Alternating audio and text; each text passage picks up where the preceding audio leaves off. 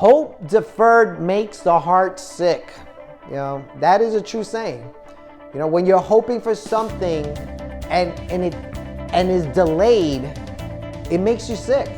A lot of single people, when they're single and they want a relationship and they're waiting for somebody to come in their life, it makes them depressed. Some of them get suicidal. If you're waiting for a job, waiting for anything, a child, it makes you depressed. That's a fact. And Solomon is saying that hope deferred, hope that you have to wait for, and you've been waiting for a while, can make you sick. But a longing fulfilled is a tree of life. So when that hope that you've been waiting for comes to pass, it revives you. Preach the word and none of that hate gon' work. Hey. Hold up. Now I don't know what you heard, but don't believe anyone that can't show you the word. Proverbs 13. Going through the book of Proverbs, up to chapter 13. These are more sayings of Solomon. Verse 1. A wise son heeds his father's instruction. Right? His Father's Day. A wise son will listen to his father. We have this generation that the kids think they know it all. But fathers have been through stuff. A wise child would be like, wait, he's been through stuff. So what he's saying, I should take it seriously. A wise son heeds his father's instruction, but a mocker does not respond to rebukes. Now remember, when a verse is applied, is usually based on the verse prior. So the mocker does not respond to the rebuke of the father. The father's trying to instruct him, but instead of heeding his father's instruction, he mocks at it. He's like, like I said, like the know-it-all generation, this generation thinks they know more than people that have experience. Verse 2, from the fruit of their lips, people enjoy good things. That's becomes very important. Your words are very important. Don't just think, I just said it just came out. Words have power. It says that if from the fruit of your lips, you could enjoy good things. So you got to have goodness coming out of your mouth. Your speech got to be good. But the unfaithful have an appetite for violence. People that are wicked, that are not wise, they always want to oppress. They want to take by force. There's violence always coming out of their mouths. And we shouldn't be like that. Our lips should have good fruit coming out of it so we could enjoy good things. You could enjoy favor. People will like you. You'll have lots of friends. Verse 3, those who guard their lips preserve their lives. They say loose lips sink ships. Here, if you guard your lips, if you know how to keep quiet, a lot of people like to run their mouth. If you know how to guard your lips, it will preserve your life. So you got to learn how to control your mouth. Don't just say what you got to say. Sometimes you got to hold back information. You got to be wise. But those who speak rashly will come to ruin. Those that like to run their mouth, those that like to tell people about other people's business, they're going to start losing friends. They might get beat up. They might get murdered. Those who speak rashly will come to ruin. Verse 4, a sluggard's appetite is never satisfied. A lazy person, they have desires, but is never satisfied. They never get what they want. They're never satisfied. They're never happy because they're so lazy that they don't get what they want. But the desires of the diligent are fully satisfied. That's the thing. Like I said, when you go through the book of Proverbs, one thing that sticks out a lot is the diligent. And they're usually in a positive light. It says that the desires of the diligent are fully satisfied. Why? Because they were diligent. They kept at it, and in the end, they got the results. Verse 5, the righteous hate what is false. All right? The righteous hate lies. Click verse 5. Let me see. I think one of the verses says that.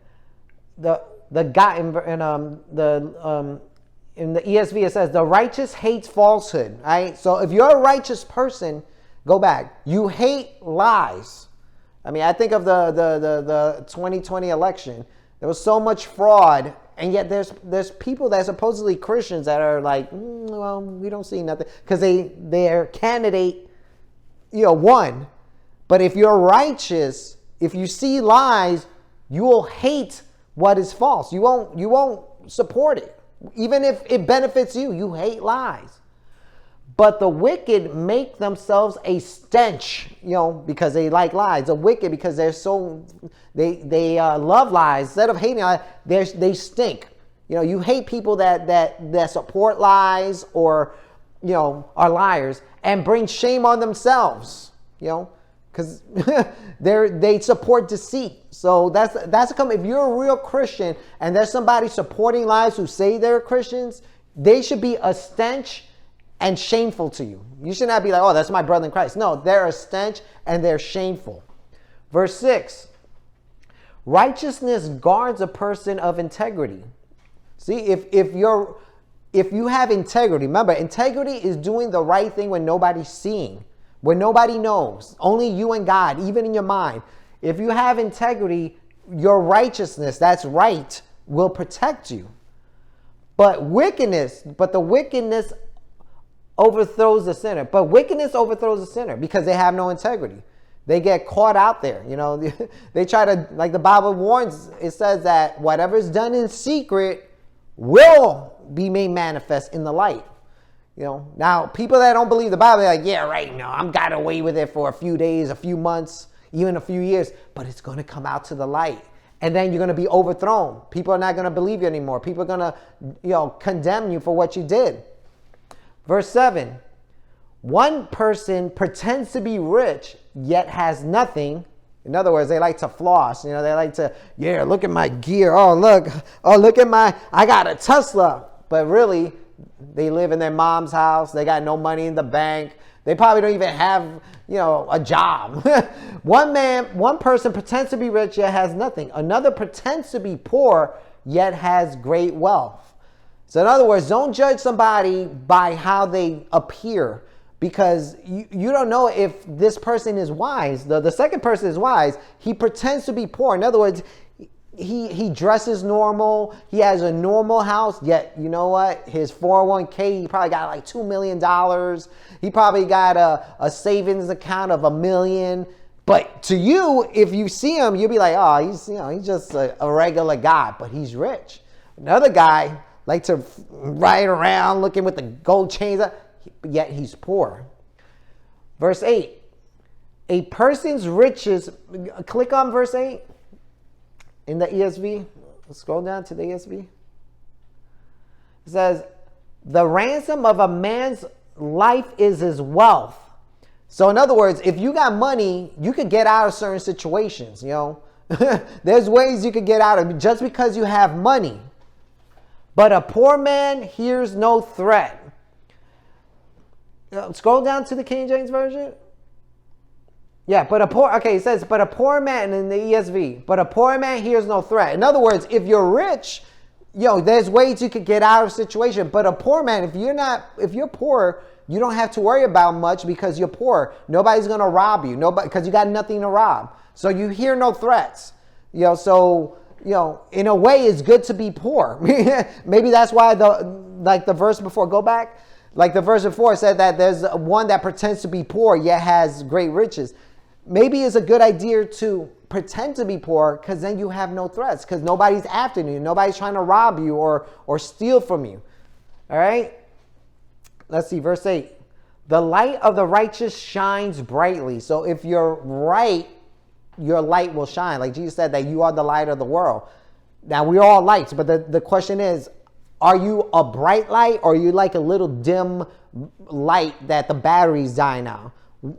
The light of the righteous shines brightly. If you're living right, you'll shine brightly. Everybody will know you're the real deal. But the lamp of the wicked is snuffed out. So the little light that the wicked have is going to be put out. When we read the book of Proverbs, they're going to be put out because they're going to be put to death by God himself. Because the Bible warns, the book of Proverbs warns that the wicked will not live long on the earth. So they're going to be snuffed out. Verse 10. Where there is strife, click verse 10. To the ESV, you got to scroll down. That stupid thing comes. All right. Yeah, okay, let me read from the NIV. Where there is strife, there is pride. So in other words, if people are going back and forth, the reason why they're going back and forth arguing is because they're proud. Maybe one or both. There's pride there that somebody doesn't want to be humble enough to admit, okay, I'm wrong, or, they don't want to humble themselves. Where there is strife, there is pride. But wisdom is found in those who take advice. See, it's wise to take advice. Don't be a person that thinks they know it all, got it all figured out, or you're embarrassed. You're like, I would love to ask, but I just want to burden them. No, a wise person, but wisdom is found in those who take advice. So you should be ready to receive advice. If you don't know anything, be humble enough to be like, look, I don't know. Can you help me out? And don't be one of those like shy people that say, I don't want to, I'm scared to ask. No. Wisdom is found in those that take advice. Go back. Okay, 11. Dishonest. Click on 11. I know this is a 1 hour. I got to look at a different version. In the ESV, it says, wealth gained hastily will dwindle. In other words, if you get money quick, unexpectedly, it will dwindle. You ever see those people that win the lottery? Then all of a sudden, like 2 years later, they won like $13 million. And 2 years later, they have no money. Why? Because their wealth was hastily gained. So they weren't wise enough to say, you know what? Let me invest it. Let me put it. No, they were like, oh, I got to get this. I want to get this and that. Wealth, ESV, wealth gained hastily will dwindle. But whoever gathers little by little will increase. So in other words, if for example, you work, you make your salary and you get money, it will grow and grow slowly because you learn how to live within your means. So you got to be careful if you ever get rich quick, because it might dwindle fast. I go back. Verse 12. Hope deferred makes the heart sick. That is a true saying. When you're hoping for something and is delayed, it makes you sick. A lot of single people, when they're single and they want a relationship and they're waiting for somebody to come in their life, it makes them depressed. Some of them get suicidal. If you're waiting for a job, waiting for anything, a child, it makes you depressed. That's a fact. And Solomon is saying that hope deferred, hope that you have to wait for and you've been waiting for a while can make you sick. But a longing fulfilled is a tree of life. So when that hope that you've been waiting for comes to pass, it revives you. So take this to heart. Don't if you're hoping for something and you feel a little sad or depressed about it, that's the way this life is. But know this, there might come a time where that longing that you've been wanting will be fulfilled. It'll just restore you. It'll just give you life again. All right, 13. Click on 13, ESV. Whoever despises the word brings destruction on himself. In other words, whoever despises this, the word has come out, and you're like, whatever, I don't want to hear it. There's a verse in Jeremiah that said that they took my word and they tossed it behind their back like trash. Whoever despises the word brings destruction on himself. So if you despise wisdom in the book of Proverbs, you say, yeah, I understand, but I don't care. I'm going to do it my way. You're heading for destruction, whether you like it or not. But he who reveres the command will be rewarded. If you obey the commands of God, if you say, you know what, I gotta walk this walk. For example, I'm a single person and I know I gotta get married to somebody who's never been married. I gotta stay the course. But if you say, you know what, I'm just going to do me, you're going to go down the road to destruction. The biggest road to destruction is the lake of fire. But if you keep the commandment it said that you will be rewarded. God will reward you for your obedience and faithfulness. Now, I think of this lady, what's her name? Beverly and Betty's friend. I forgot her name. Edmund? Well, anyway, Edmay. Yeah, she talked about a time when she wanted to be in a relationship and, she was trying, but then she reached a point where she's like, you know what, God, whoever comes my way that's of you, that's the one I'll get.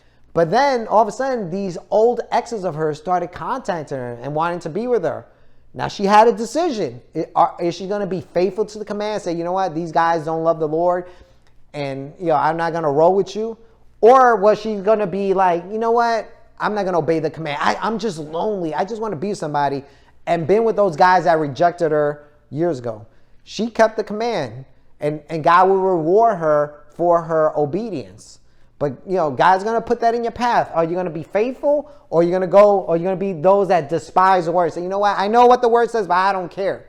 It says it's going to lead to destruction. It's going to destroy your health, finances, whatever. And most importantly, you might go to the lake of fire.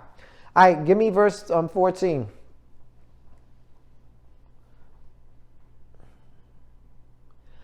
Verse 14, the teaching of the wise is a fountain of life. So if you find a wise person, or if you go into the word, it should be a fountain of life. You're like, oh man, now I understand. Now I get it. I was going down the wrong path, but now I understand. It's a fountain of life.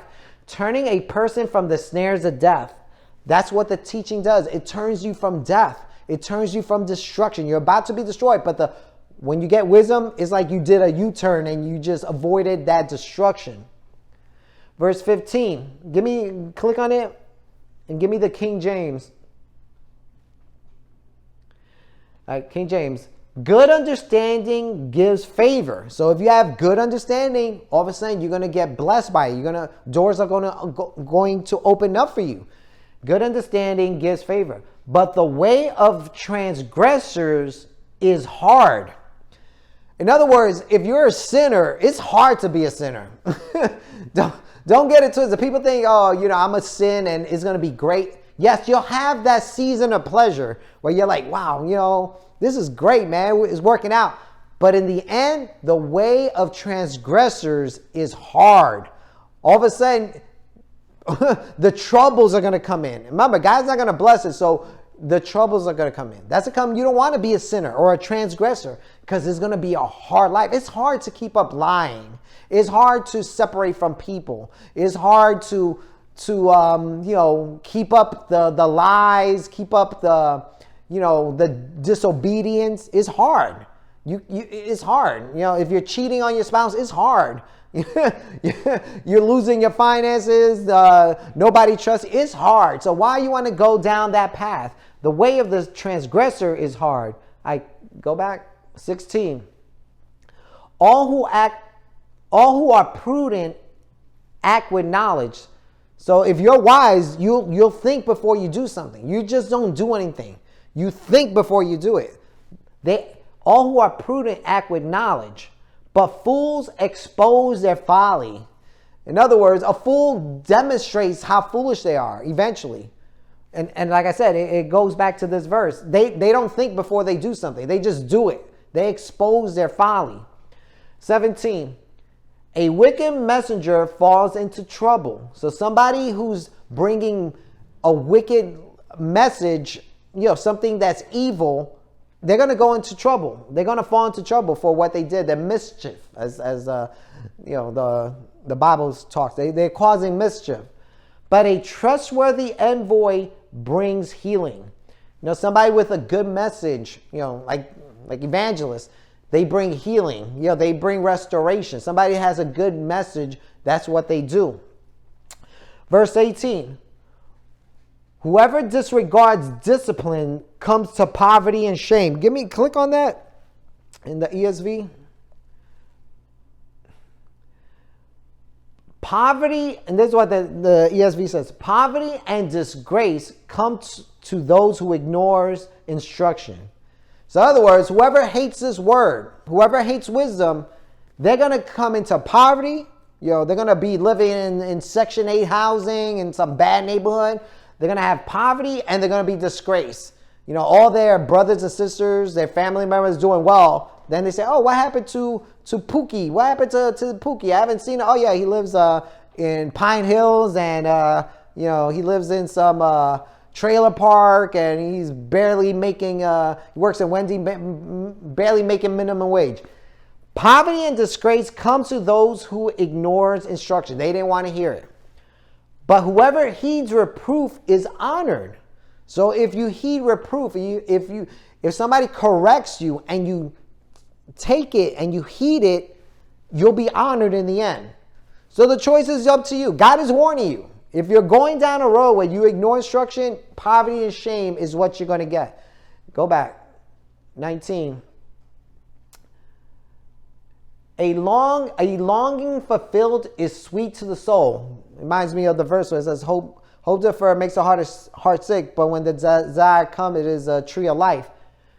A longing fulfilled is sweet to the soul. You know, what you've been longing for, all of a sudden it's got fulfilled. It's like, yes, finally I got that job. Finally I got that spouse. Finally I got that promotion.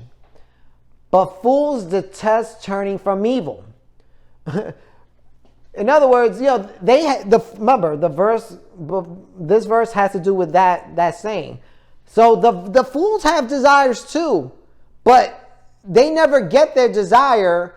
And the thing is, they don't get their desire, and they should know that the reason why they're not getting desire is because they're not turning from evil. You know, it reminds me of women sometimes. They say, oh, I want to have a good man. And yet that lady's clubbing, she's drinking, she's a mess. Yes, she wants a good man. That's her longing, but she don't want to turn from evil. Now, a good man is not going to get with that, but, you know, they detest from turning from evil. Verse 20, walk with the wise and become wise, all right? Walk with the wise. Walk with people that have wisdom, that are walking wisely. For a companion of fools suffer harm. All right? So if you decide, you know, I'm not going to walk with wise, I'm going to hang out with these guys over here that are fools, you're going to suffer harm. They're going to suffer harm, and you're going to suffer harm just by being around them. You know, their stupidity is going to get you in trouble. Why you want to do that? For a companion of fools suffers harm, but a wise, they become wise. So is the decision you got to make who you gonna roll with. 21. Trouble pursues the sinner. Again, if you're in sin, the wages, Bible says you reap what you sow. If you sow sin, you're gonna reap death and you're gonna reap troubles. Trouble pursues the sinner. It reminds me of a guy trying to walk away or run away, and there's another guy chasing. It's pursuing them. That's what sin does to a sinner. The trouble pursues them. But the righteous are rewarded with good things. You know, if you're doing the right things, you'll get blessed. Again, you have a choice. God is telling you, what do you want to choose? Be a sinner and have trouble, or be righteous and be rewarded with good things. 22. A good person leaves an inheritance for their children's children. All right? If you're a good man, a good father especially, you'll leave not only money for your children, but your children's children. You know?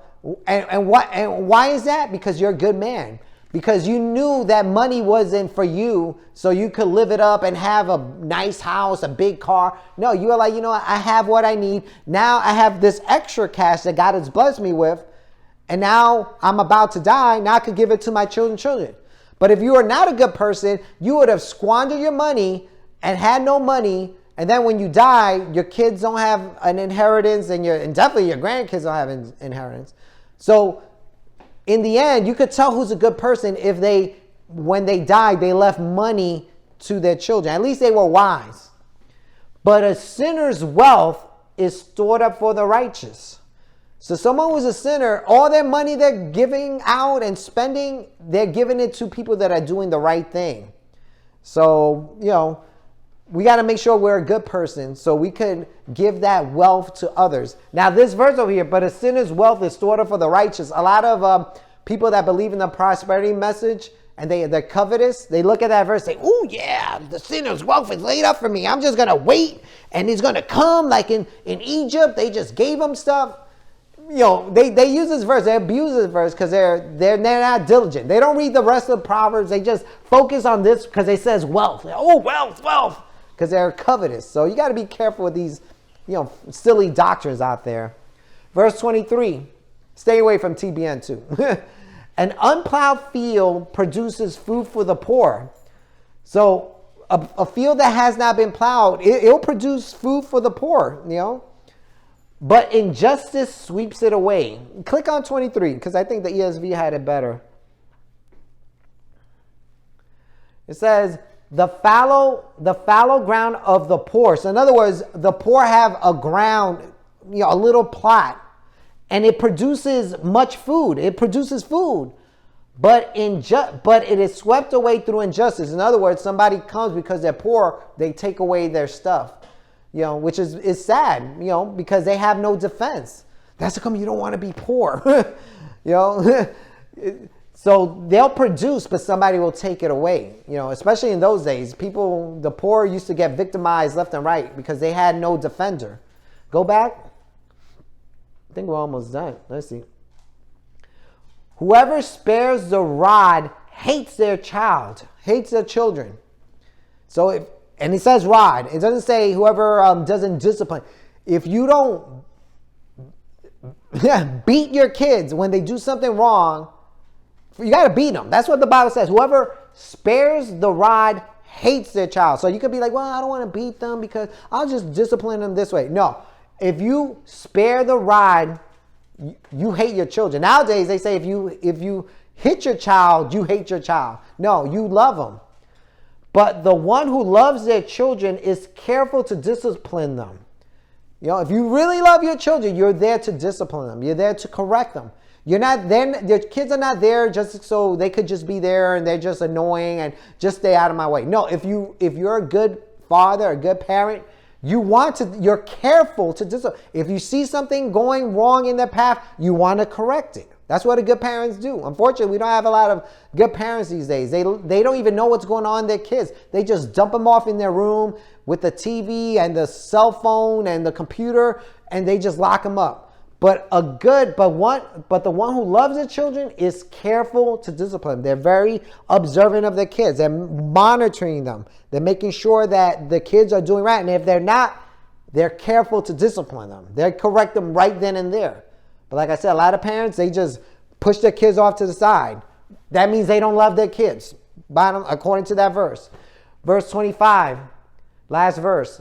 The righteous eat to their heart's content. So in other words, if you're right, you're going to get what you want and you're going to be satisfied. You're like, I'm good. I'm happy. But the stomach of the wicked goes hungry. Click on that verse 25. Scroll down to the ESV. The righteous has enough to satisfy his appetite, but the belly of the wicked suffers want. The wicked suffer want because they want things, but because they're wicked, they're not diligent, so they don't work for it. They're lazy, they don't work for it. They don't get what they want. They just have it. They have a belly, but they don't get what they want because they're not wise.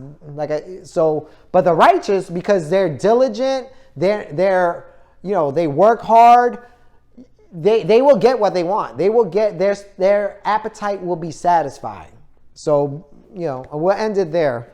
We'll end the wisdom. Anybody has a comment, observation, something?